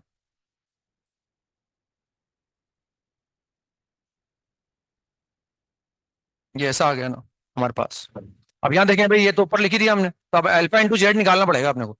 तो अल्फा इंटू जेड निकाल, और अल्फा इंटू जेड का भी क्या चाहिए, बस इमेजरी पार्ट चाहिए, उसी को फोकस कर लो। अब इनको मल्टीप्लाई करूँ तो इमेजरी पार्ट कैसे आएगा, मैंने आइटा को कॉमन ले लिया, तो एक तो आएगा 8y और एक आएगा माइनस का 14x। वो रियल पार्ट को लिखा ही नहीं मैंने ना, समझ रहे हैं?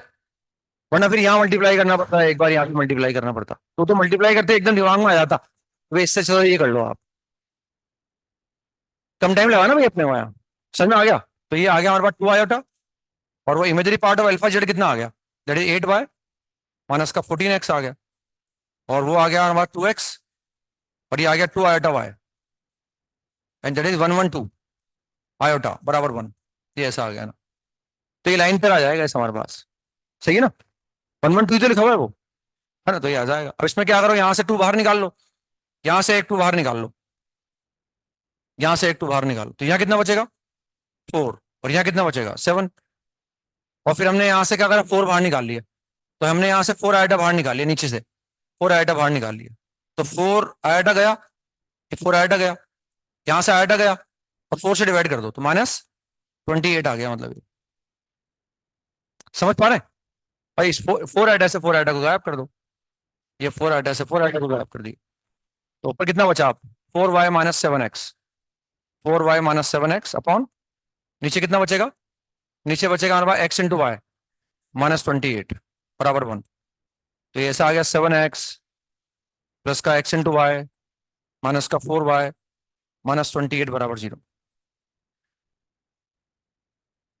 अब हमें इसको और सर्कल को सोल्व करना पड़ेगा, तो ये लाइन पर आ गया एक्चुअली ना, फैक्टराइज हो जाएगा x इंटू 7 प्लस वाई, और ये माइनस का 4 इंटू वाई प्लस 7, फैक्टराइज हो गया, लाइन पर आ गया मतलब ये ना।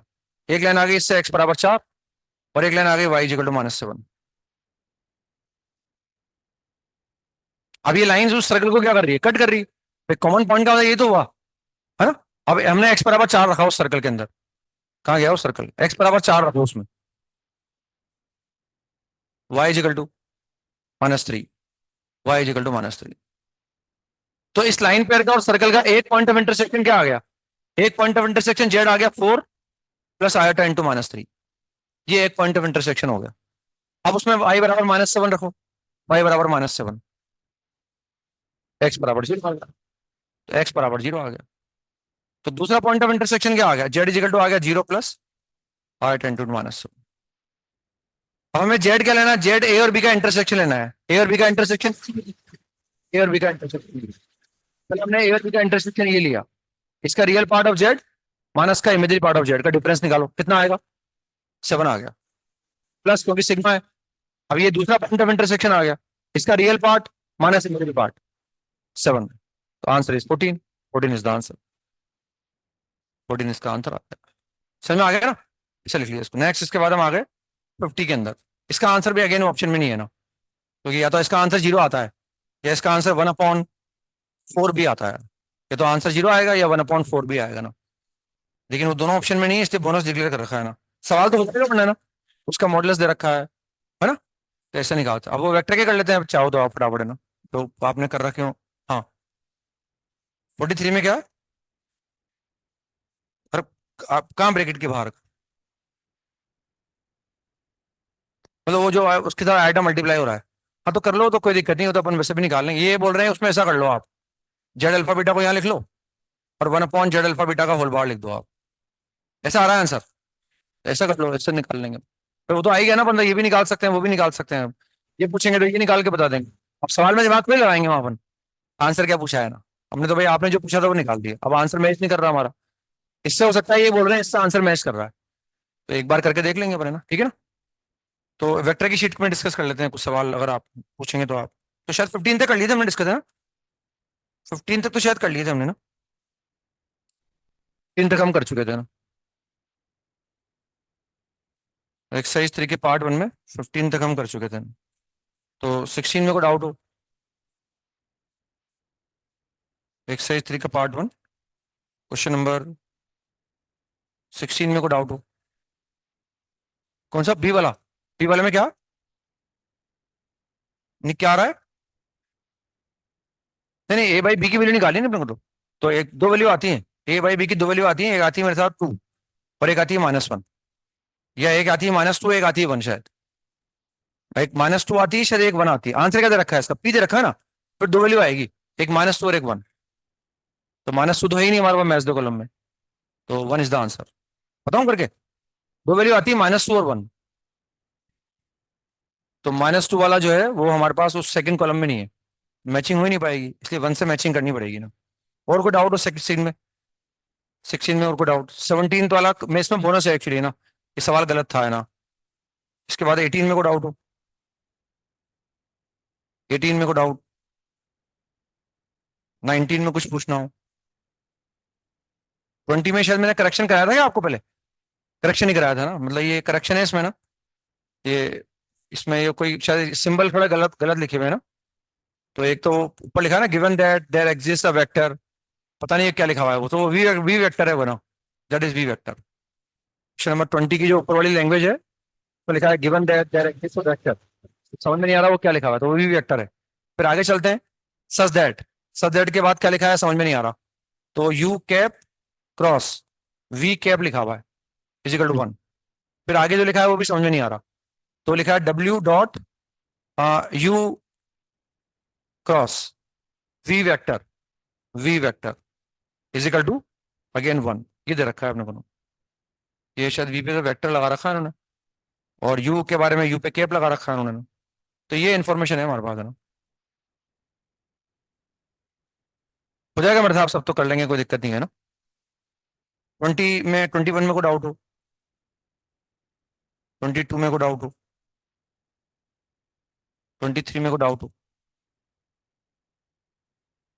24 में को डाउट हो, बताना 24, 24, 24।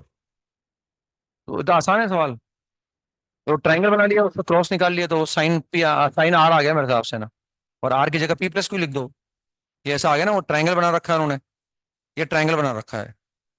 ट्राइंगल में पी क्यू आर मान लो, ये पी क्यू आर हो गया हमारे पास, ये ट्राइंगल पी क्यू आर हो गया। ट्राइंगल पी क्यू आर में दे रखा है उन्होंने कि हमारे पास जो है वो ओ एक्स वेक्टर, हाँ o x o y o z, these are 3 unit vectors, ये यूनिट वेक्टर है in the direction of the sides q r, यानी ओ एक्स एक यूनिट वेक्टर है लेकिन वो क्यू आर की डायरेक्शन में है। फिर से ओ हमारे पास यूनिट वेक्टर है लेकिन वो आरपी की डायरेक्शन में है ना। तो ये तो ओ एक्स वेक्टर हो गया एक तरह से, ये ओ वाई वेक्टर हो गया ना। अब हम जानते हैं वेक्टर के बीच में ये एंगल इन वेक्टर के बीच में नहीं है ना, अगर मैं इन वेक्टर के बीच में एंगल बोलूंगा तो ये वेक्टर का मुंह करा दिया मैंने आगे। अब मुझे इनका क्रॉस प्रोडक्ट निकालना है, मॉड निकालना है। तो what is mod of a cross b, mod A mod b sine of angle between them, ये होता है ना। तो what is mod of o x 1, क्योंकि यूनिट वेक्टर दे रखा है, मॉड ऊपर दे रखा है ना मॉड, हमें इस ओ एक्स वेक्टर का और इस ओ वाई वेक्टर का क्रॉस निकालना है, उसका मॉड निकालना है। तो mod of a cross b होता है मॉड ए मॉड बी साइन थीटा। तो हमें mod of o x mod of o y and sine of angle between them. तो इन ओ एक्स और वाई के बीच में एंगल कितना है, आई माइनस आर। भाई एंगल आर तो ये है ना भाई, लेकिन वेक्टर के बीच में तो एंगल ये वाला हो ना, नहीं हुआ। तो मॉड ओ एक्स तो कितना आ गया, 1 आ गया, मॉड ओ वाई कितना आ गया, 1 आ गया, sine of angle between them pi minus r, तो this will be equal to sine r. लेकिन हम जानते हैं ट्राइंगल के एंगल पी क्यू आ रहे हैं, तो इसको pi minus P plus two कर दो, तो साइन पी प्लस टू आ जाएगा बड़ा, है ना। इसके बाद नेक्स्ट 35 में, 25 में को डाउट हो, 26 में को डाउट हो, ये मैंने क्लास में कराया था अपनी शीट में, मतलब क्लास में क्या कराया था, एक्सरसाइज 2 का पार्ट 2 क्वेश्चन नंबर 18, सेम सवाल शीट में अपने ना, एक्सरसाइज 2 का पार्ट 2 क्वेश्चन नंबर 18, एक्सरसाइज 2 का पार्ट 2 क्वेश्चन नंबर 18, बस कंसेप्ट सारा वही है, पूरा ही है ना, बस वो वैल्यू अलग पूछ रखी है इन्होंने ना, बाकी अदरवाइज उन्होंने वेक्टर पूछ लिया, एक्स पाई की वैल्यू निकाल के ना, यहाँ उन्होंने 8 cos स्क्वायर अल्फा पूछ लिया ना, बताना है वाला। 27 में को डाउट हो, 27, 27 में दे रखा है ना, P is a point in the first octant, मतलब उसके सब अल्फा बीटा गामा सब पॉजिटिव है ना, तो पी पॉइंट पहले मान लो आप, है ना, और हमने फर्स्ट ऑक्टेंट में मान लिया उसका मिरर इमेज हमें दे रखा है उस प्लेन के अबाउट, तो पी पॉइंट मैंने मान लिया अल्फा बीटा गामा, ये मान लो भाई आप अल्फा बीटा गामा, और अल्फा बीटा गामा मानने के बाद हमें इस पॉइंट का, अगर मैं उस प्लेन के अबाउट मिरर इमेज निकालूंगा तो वो क्यों आ जाएगा हमारे पास, है ना, ये हमें दे रखा है ना, तो प्लेन हमारा, प्लेन की इक्वेशन ये एक्स प्लस वाई बराबर 3, ये प्लेन की इक्वेशन है एक्स प्लस वाई बराबर 3, हम इसका मिरर इमेज निकालेंगे, तो मिरर इमेज निकाल लेते हैं, निकालना ही पड़ेगा हाथों हाथ, है ना, तो मिरर इमेज निकालने के लिए वही कंसेप्ट लगा दिया हमने, निकाल सकते हैं ना हम, x minus alpha upon 1 is equal to y minus beta upon 1 is equal to z minus gamma upon z का कोफिशिएंट क्या है, 0 है ना, फिर -2 आ गया, हमने पॉइंट को रख दिया, alpha plus beta -3 upon x के कोफिशिएंट का स्क्वायर, वाई के कोफिशिएंट का स्क्वायर, जेड के कोफिशिएंट का स्क्वायर, और अगर नीचे वाला 0 है तो ऊपर वाला भी क्या होगा, 0 हो जाएगा, तो जेड तो क्या आ गया, गामा आ गया, मिरर इमेज का जो जेड आएगा वो तो गामा आ जाएगा ना। अब मैं यहाँ से निकाल सकता हूँ, इस 2 को इस 2 से कैंसिल कर दो आप, तो उससे एक्स माइनस अल्फा कितना आ गया, x minus alpha upon 1 is equal to y minus beta upon 1, और इजिकल टू आ गया z minus gamma upon 0, and that is equal to minus alpha minus beta plus 3। तो यहां से अगर मैं एक्स निकालूंगा, मिरर इमेज का जो एक्स आएगा वो आएगा हमारे पास 3 माइनस बीटा, यानी क्यू पॉइंट का जो एक्स आया वो 3 माइनस बीटा आ गया, समझ रहे हैं आप, ये एक्स निकाले, वाई जो निकालूंगा तो वो कितना आएगा, 3 माइनस अल्फा, और जेड कितना आ गया, गामा आ गया, जेड इजिकल टू, तो ये क्यू आ गया हमारे पास, this is the mirror image of p with respect to the given plane. अब इधर रखा है ये जो क्यू पॉइंट है, ये जेड एक्सिस पे लाई कर रहा है, Q is lying on the Z axis, और अगर ये जेड एक्सिस पर है तो इसका एक्स और वाई 0 होगा, तो इसका एक्स 0 करने से बीटा की वैल्यू आ गई और अल्फा की वैल्यू आ गई, तो अल्फा बीटा क्लियर कट निकल गया हमारे पास, इससे क्यू पॉइंट कितना आ गया, क्यू पॉइंट आ गया 0 0 एंड गामा, गामा ने निकला अभी, है ना, ये आ गया हमारे पास, पी पॉइंट कितना आ गया, पी पॉइंट आ गया 3 3 और गामा आ गया, पी पॉइंट इज 3 3 और gamma, P point is 3 3 and gamma, क्योंकि अल्फा बीटा आ गया ना हमारे पास, ये तो पी और क्यू को कवर कर लिया पूरा हमने ना। अब हम देखते हैं कि हमें जो दे रखा है वो इधर रखा है कि distance of P from the x axis, P point की डिस्टेंस निकाल रखी है हमने एक्स एक्सिस से, तो अगर मैं एक्स एक्सिस निकालूंगा तो उसमें एक्स नहीं आएगा, तो बीटा स्क्वायर यानी 9 प्लस गामा स्क्वायर बराबर 25, तो गामा स्क्वायर बराबर 16, सही है ना, इससे गामा की वैल्यू +4 भी आ सकती है और -4 भी आ सकती है, ये आके रुक गए। अब वो बोल रहे हैं find and R is the image of P, अब पी पॉइंट का मुझे मिरर इमेज निकालना है, किसे, एक्स वाई के अबाउट, तो एक्स वाई प्लेन के अबाउट निकालो, जेड नेगेटिव हो जाएगा बस, तो इस पी पॉइंट का जो मिरर इमेज आ गया R, that is 3 3 and minus gamma, बस इनके बीच में डिस्टेंस निकाल लो आप, तो डिस्टेंस आ गई 2 गामा के नॉट, तो कितना आ गया मेरे हिसाब से 8 आ गया शायद ना, 8 आंसर आ जाएगा, ठीक है ना, ऐसे निकाल, मतलब आपसे आसान था, ठीक, वो हम तो देखो सवाल देखकर आते हैं क्योंकि जल्दी जल्दी बताया जा सके आपको ना, ऑब्वियस सी बात है ना, फिर मुझे मैं करना पड़ता है ताकि आपका टाइम बचा लूँ मैं ना, भले उसके लिए मुझे कितना टाइम लगाना पड़े घर पे, लेकिन मैं आपका टाइम बचाने के लिए इसको देख के आना जरूरी है, फटाफट फटाफट पढ़ते जाओ, समझाना भी एक तरीका रहता है उसमें ना, जल्दी जल्दी समझा दिया ना। इसके बाद नेक्स्ट 27 पर आ गए, 28 पर आ गए, 28 में को डाउट हो, 29 में को डाउट, 30 में को डाउट, 31 में को डाउट, 31 में को डाउट, 32 में को डाउट, 32 वाला सवाल तो हम इसमें दे रखा है हमें ना, हमें उसकी मिनिमम वैल्यू निकालनी है ना, तो देखो हमें दे रखा है कि c is linear combination of a and b, तो इससे मालूम पड़ता है कि सी ए और बी के प्लेन में है, और अगर सी और बी के प्लेन में है तो ए क्रॉस बी डॉट सी कितना हो जाएगा, 0 हो जाएगा। देखो ना हमें जो एक्सप्रेशन चाहिए ना, जिस एक्सप्रेशन की मिनिमम वैल्यू चाहिए, क्योंकि सी को ए और बी के लीनियर कॉम्बिनेशन में लिख रखा है, इसका मतलब सी ए बी के प्लेन में नहीं। और अगर ए और बी के प्लेन में है तो उनका जो स्केलर प्रोडक्ट है वो जीरो हो गया, मतलब ए क्रॉस बी डॉट सी तो क्या हो गया, जीरो हो गया। तो अब जिस एक्सप्रेशन की मुझे मिनिमम वैल्यू निकालनी है ना, बस वो मॉड सी का स्क्वायर बन गया, वो मॉड सी का स्क्वायर बन गया, ठीक है ना। अब मुझे मॉड सी की वैल्यू निकालनी है बस, ताकि उसका स्क्वायर अपने आप मिनिमम आ जाएगा। अब हमें सी वेक्टर हमें दे रखा है, सी वेक्टर दे रखा है कि a alpha times of a vector n plus beta times of b vector, ये हमें सी वेक्टर दे रखा है। तो हमें ए और बी दे रखे हैं दोनों, तो ए की जगह ए रख दो आप। तो ए की जगह अगर मैं ए रखूंगा और बी की जगह मैं बी रखूंगा इन टर्म्स ऑफ आई जे के, और उसको मैनिपुलेट करूंगा ना अगर मैं, तो सी वेक्टर बेसिकली इस फॉर्मेट में आ जाएगा ना। रख सकता हूँ मैं यहाँ ए वेक्टर को रख दूंगा या बी वेक्टर को रख दूंगा, और इसको मैं इन टर्म्स ऑफ आई जे के लिख सकता हूँ, तो आ जाएगा 2 alpha plus beta times of I cap, फिर अगेन आएगा प्लस अल्फा प्लस 2 बीटा, क्या आ जाएगा alpha plus 2 beta times of J cap, and plus this will B beta minus alpha times of के कैप, कैसा आ जाएगा। कुछ नहीं करा मैंने, इस ए वेक्टर की जगह ए वेक्टर रख दिया बी की जगह, और इसको आई जे के अलग अलग कर दिया मैंने, ये हमारे पास सी वेक्टर आ गया। अब हमें इस सी का जो मॉड है, सी के मॉडुलस की लिमिट निकालनी है अपने को, इसलिए मुझे अल्फा बीटा की आवश्यकता है। तो अब अल्फा बीटा कैसे निकालूंगा मैं, अल्फा बीटा निकालने के लिए हम, और अल्फा बीटा पूरे भी नहीं निकलेंगे, क्योंकि अगर अल्फा बीटा दो मिलाएगी ना फिर तो मॉड आ जाएगा, फिर तो मिनिमम मैक्सिमम की बात कैसे कर पाऊंगा ना, यानी अल्फा बीटा का कोई रिलेशन आएगा हमारे पास। इसके लिए हमें दिया हुआ है कि projection of c vector on a plus b is 3√2। तो प्रोजेक्शन निकालने के लिए क्या करूंगा, c vector dot a plus b upon mod of a plus b, and this is equal to 3√2। C vector आपके पास ये है, ए प्लस बी आप निकाल सकते हो और डॉट प्रोडक्ट लिख देंगे, और मैं ए प्लस बी का मॉड निकाल सकता हूँ, दोनों को जोड़ के ये न्यूमेरिकल वैल्यू आ जाएगी। तो यहाँ से आ जाएगा अल्फा प्लस बीटा बराबर 2, यहाँ से आ जाएगा अल्फा प्लस बीटा बराबर 2, अल्फा प्लस बीटा बराबर 2, ये आ जाएगा। तो आप यहाँ क्या करो, यही बीटा की जगह मतलब इस पूरे को बीटा में लेके आ जाओ, पूरे को अल्फा में लेके आ जाओ।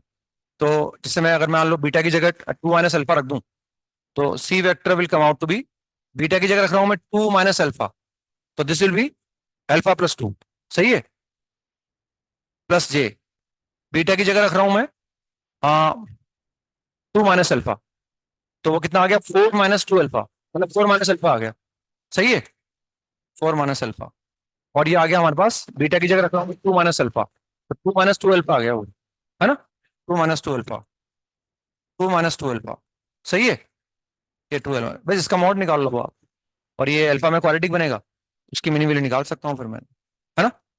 इसके बाद नेक्स्ट 33 पे आ गए, 33 में को डाउट हो, 34 में को डाउट हो, 35 में को डाउट हो, 36 में को डाउट हो, 37 में को डाउट हो, 38 में को डाउट, 38 का नहीं आ रहा है आंसर सी, वो तो एबीसी आने के बाद तो फिर एरिया ही जाएगा ना, AB vector cross AC vector निकाल लो बस, और क्या ना, आ जाता है आंसर एसी।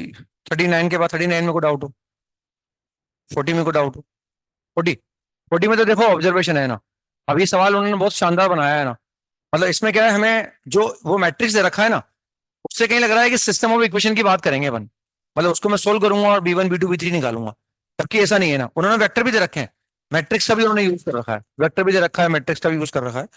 तो हमें जो वेक्टर इक्वेशन दे रखी है ना वो, कि वो मैट्रिक्स इक्वेशन जो दे रखी है, कि इस 3/3 वाले मैट्रिक्स को मैं 3/1 वाले से मल्टीप्लाई कर रहा हूँ, और वापस क्या आ रहा है, एक 1/1 का आ रहा है, 3/1 का आ रहा है। तो उसमें अगर मैं कंपेयर करूंगा, जैसे मैं मल्टीप्लाई करता हूँ, मान लो ये हमारे पास मैट्रिक्स लिखा हुआ है, इसमें लिखा हुआ है 0 माइनस C3, और फिर लिखा हुआ है हमारे पास C2, और फिर ये लिखा हुआ है C3, फिर यहाँ लिखा हुआ है 0 माइनस C1 लिखा हुआ है, और फिर लिखा हुआ है माइनस C2, फिर ये C1 लिखा हुआ है या 0 लिखा हुआ है, फिर यहाँ जाएगा B1 B2 B3, this is B1 B2 and B3, and this is equal to जो भी दे रखा है 3 माइनस C1, फिर ये 1 माइनस C2, और ये लिखा हुआ है -1 माइनस C3, ये ऐसे लिखा हुआ है ना।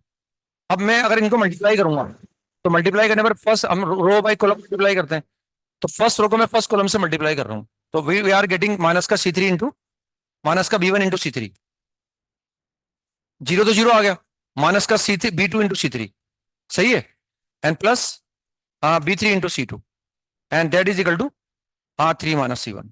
एक तो ये आ गया हमारे पास, ये एलिमेंट इसके बराबर है। अब सेकंड पर आते हैं हम, अब हम 2 1 की बात करेंगे, 2 1, तो सेकंड रो को मैं फर्स्ट कॉलम से मल्टीप्लाई करूंगा, तो we get B1 into C3 minus B3 into C1, 1 minus C2, है ना। अब इस थर्ड रो की बात करते हैं, तो माइनस का b one into c two and plus b two into c one बराबर minus one minus c three. ये ऐसा ये दे रखा है मुझे ना। अब कहने के इससे लगता है कि भाई आप इक्वेशन बनाओ सी वन टू सी थ्री के अंदर, फिर कैलकुलेट करो, उसको निकालो। अब ध्यान से देखो, वेक्टर भी दे रखे हैं ना, वेक्टर भी दे रखे हैं, वो एबीसी वेक्टर में दे रखे हैं ना। तो ध्यान से देखो, अगर आप मैं इसकी बात करूंगा ना, अगर इसमें बी सी हमारे पास है सिर्फ, बी और सी, हालांकि ये तो न्यूमेरिकल वैल्यू है। ए वेक्टर को ध्यान से देखो आप क्या लिखा है, ए वेक्टर लिखा है 3 J माइनस के, है ना, और सी वेक्टर में C1 C2 C3। तो अगर मैं इनको ध्यान से देखूंगा तो ये बेसिकली सी, अगर मैं वेक्टर निकालूंगा ना, तो ए माइनस सी के में आई का कंपोनेंट है। अगर मैं ए माइनस सी वेक्टर निकालूं, अगर मैं ए माइनस सी वेक्टर को निकालूंगा ना, तो that is 3 - C1 i plus 1 - C2 J and plus -1 - C3 के। सही बोल रहा हूँ? ये आ जाए, ये ए माइनस सी वेक्टर आ जाएगा ना।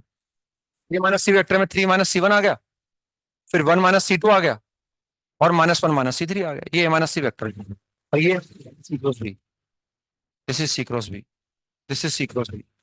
अब मैं सी क्रॉस बी वेक्टर निकालूं, यानी मेरा सी क्रॉस बी बराबर ए माइनस सी रखा है। जब मैं सी क्रॉस बी वेक्टर को ए माइनस सी के बराबर करूंगा, तो दो वेक्टर बराबर कब होंगे? आई का कंपोनेंट आई के कंपोनेंट के बराबर होगा, जे का कंपोनेंट जे के कंपोनेंट के बराबर होगा, के का कंपोनेंट के कंपोनेंट के बराबर होगा।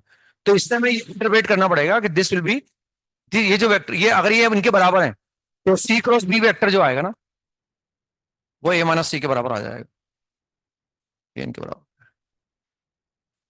सी क्रॉस बी निकालो पहले आप, उसमें आई का कंपोनेंट इसके आई के कंपोनेंट के बराबर कर दो, तो जे का कंपोनेंट जे के कंपोनेंट के बराबर। भाई इसमें का ए का तो इन्वॉल्वमेंट आएगा नहीं, और मैं no doubt B dot C तो दिख नहीं रहा है, क्रॉस सी मुझे निकाल के देखना पड़ेगा। बी क्रॉस सी निकालूंगा तो उल्टा आ जाएगा, तो उसको सी क्रॉस बी बोल दूंगा मैं। समझ रहे हैं? ये ऑब्जर्वेशन इंपॉर्टेंट है। अब कोई दिक्कत नहीं है मेरे साथ सवाल करने में ना। अब हम चाहे तो निकाल सकते हैं, एक बार डॉट बी सी कर दो, एक बार डॉट बी कर दो। बाकी जानकारी भी हमारे पास है कि जैसे ए डॉट बी शायद हमें 0 दे रखा है, बी2 बी3 क्या दे रखा है, B2 × B3 is greater than 0। उसके बाद हमें दिया हुआ है ए डॉट बी बराबर 0 दे रखा है शायद हमें, एक जानकारी हमारे पास और है, और हमें बस ये जानकारी दे रखी है ना। ठीक है ना, जो है वो हमें ऑप्शन चेक करने, वो ऑप्शन एक बार डॉट विद बी कर दो उसमें ना, डॉट विद बी करूंगा तो ये 0 आ जाएगा। Therefore a dot b minus का b dot c, a dot b 0, therefore b dot c बराबर 0। ये एक तो ये आ जाएगा हमारे पास। एक बार डॉट विद सी कर दो उसमें चाहो तो, और डॉट विद सी करता हूँ तो भी 0 आ जाएगा। तो आ जाएगा डॉट विद सी करने का a dot c minus mod सी का होल स्क्वायर, ये ऐसा आ जाएगा। तो a dot c is equal to mod of c का होल स्क्वायर ना, ये ऐसा आ जाएगा। और नवाड़ी a dot c, a dot c can be written as mod A mod c cosine of angle between a and c mod सी का whole square. इस मॉड सी के होल स्क्वायर से मॉड सी का स्क्वायर कट जाएगा। और what is mod A? Mod A can be written as 911, है ना, √11 और cos थीटा। तो यहाँ से मॉड सी मालूम पड़ गया कि मैक्सिमम √11 आएगा, तो mod C will be less than equal to √11। ऐसे मॉड बी भी निकाल सकता हूँ मैं, है ना, तो ऐसे निकाल सकते हैं। तो ये हो गया, जितना मैं कर सकता था वो कर दिया ना। ठीक है ना, तो मिलते हैं फिर, अब मिलते रहेंगे जब रिवीजन डीबी होगी आपकी, तो उस वक्त मिलना होगा फिर हमारे ना। मैंने कल समझा ही दिया था करना है ना, वही ध्यान रखना है बस। जितना ज्यादा आप कूल रहोगे उतना ज्यादा अच्छा रहेगा हमारा ना। पढ़ने का टाइम टेबल भी बनाया आप ना, मतलब टाइम टेबल बनाना बहुत जरूरी है पढ़ने का ना, घर पे जाके ना। जहाँ भी पढ़ते हैं आप, घर में पढ़ते हैं, यहाँ पढ़ते हैं, जहाँ भी पढ़ते हैं आप, टाइम टेबल बनाना बहुत जरूरी है। माइंड में रहना जरूरी है कि मुझे अब बोर्ड के एग्जाम भी आ रहे हैं आपके ना, तो अगर थोड़ा सा वो डर, हालांकि 1 सवा 1 महीने का टाइम मिल जाएगा मेरे हिसाब से आपको, क्योंकि वो बोर्ड की अभी डेट तो आई नहीं शायद, थ्योरी एग्जाम की शायद, है ना, मतलब ये 15 फरवरी के बाद से है शायद। 15 फरवरी को भी मान लो अगर आप, मेरे हिसाब से आप जनवरी के फर्स्ट वीक में फ्री हो जाओगे, लास्ट वीक में फ्री हो जाओगे। तो लास्ट वीक में फ्री मान लो तो 1 सवा 1 महीना मिल जाएगा आपको। तो उसमें 2 सब्जेक्ट पढ़ने होते हैं ज्यादातर अपने को, chemistry and physics and physical chemistry and English. तो किसी को मान लो लगता है कि भाई मेरे को साथ साथ चलना है, एकदम दिक्कत आ जाएगी, तो वो घंटा आधा घंटा 15 मिनट 20 मिनट अपने शेड्यूल में रख सकता है कि 15 20 मिनट में, आधा घंटे 20 मिनट। अब लगेगा 20 मिनट में क्या कर लूंगा सर, तो बहुत कुछ हो जाएगा 20 मिनट में, ऐसी बात नहीं है ना। 20 मिनट भी मैं रोज रखूंगा ना अपने लिए, तो हो जाएगा। तो प्लानिंग करने से निकलेगा 20 मिनट, वरना नहीं निकलेंगे ना। कि भाई मैंने अब मैं एक काम कर लिया, डीबीपी अटेम्प्ट कर ली, मैंने पढ़ लिया, क्लास नोट्स पढ़ लिए, एक्सरसाइज 1 के सवाल कर लिए, एक्सरसाइज 3 के दोबारा कर लिए, डीबीपी अटेम्प्ट कर ली, जो सवाल दे रखे हैं वो मैंने कर लिए। तो उसके बाद फिर वो टाइम बचेगा ना, वो आपको आपके माइंड में रहेगा कि मुझे नहीं वो भी पढ़ना है 15 20 मिनट, वो टाइम निकाल पाओगे आप। टाइम मैनेज करने के बाद, टाइम टेबल बनाने के बाद रैंडमली चलोगे भाई, कभी भी उठ जाऊंगा, कभी भी पढ़ लूंगा, कभी भी डीपी अटेम्प्ट कर लूंगा, तो फिर कुछ नहीं हो पाएगा उससे ना। इसलिए वो टाइम टेबल बना के चलना ही पड़ेगा आप। मैं इतनी बजे उठूंगा, इतनी बजे डीपीपी में यहाँ आऊंगा अटेम्प्ट करने, इसके बाद घर पहुंचूंगा, वो शेड्यूल बना के रखना पड़ेगा आप, और फॉलो करना पड़ेगा वो। तो फिर अपन सब कुछ कर पाएंगे ना। फिर क्योंकि बोर्ड में क्या है, वो 1 1.5 महीना जाता ही है बोर्ड के अंदर। जैसे बोर्ड का एग्जाम शुरू होगा चलेगा, हालांकि कई बार गेप ज्यादा आ जाता है। जैसे गेप ज्यादा आ गया, मान लो लगता है हमने पढ़ रखा है, तो उस दौरान अपने नोट्स पढ़ सकते हैं, जो छूटा है वो भी पढ़ सकते हैं चाहे तो। कोई सवाल वाल कम रह गए हों, ये कुछ कम करे हों उनमें से, तो उनको कर सकते हैं अपने। लेकिन क्या करना है ये लिखा हुआ होना चाहिए हमारे पास, हमें क्या करना है, क्या मेरे को करने की इच्छा है, वो लिखना जरूरी है कॉपी में। वरना अपन सोचते हैं तो माइंड में कुछ भी नहीं आता वो ना। इसलिए लिखना जरूरी है ना। आपको लगा भाई मैंने अटेम्प्ट नहीं करे, तो मुझे एक बार अटेम्प्ट करना है दोबारा मैंने, फायदा ये हो गया कि भाई अटेम्प्ट नहीं करा, सोल्यूशन अगर नोट करे होंगे आपने, तो मदद मिल जाएगी, और आप टाइम वेस्ट नहीं होगा आपका दोबारा। वो जो करना है वो प्लान वे में करोगे तो दिक्कत नहीं आएगी। और घबराना नहीं है, बस मेन बात यही है ना। ठीक है ना। मिलते हैं फिर अपन, ऑल द बेस्ट।